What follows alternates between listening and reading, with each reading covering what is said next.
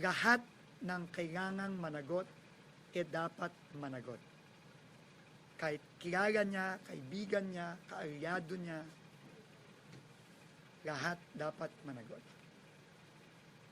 Simula pa lang po ito, habang po wala pa ang independent commission na itatayo pa lamang ng ating Pangulo, ang DPWH po muna ang magfa-file ng mga complaint na ito. At marami pa pong mga complaint sa mga susunod na linggo. Per project po ito.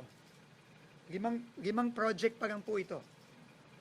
No? Nag-gather natin ang ebidensya sa 5 project sa Bulacan. Nitong nakaraang higit 1 linggo pa lang. Nagpapasalamat tayo sa lahat ng nagtrabaho dito.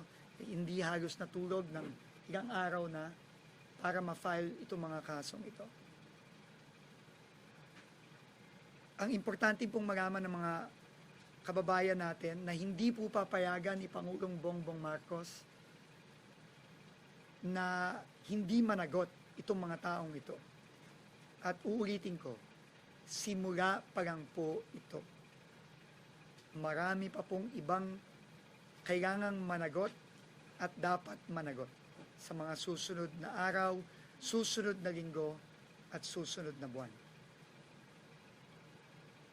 Nakita naman po natin ang galit at sakit na nararamdaman ng ating Pangulo. Halos maiyak na po siya sa galit at sa sakit na naramdaman niya dahil sa mga nakita na rin niya with his own eyes. Nakita niya. Nakausap niya mismo ang mga kababayan nating rinaragasan ng mga baha sa Bulacan, sa Iloilo, sa Baguio. At sabi nga niya, enough is enough. Kailangan managot na ang mga dapat managot.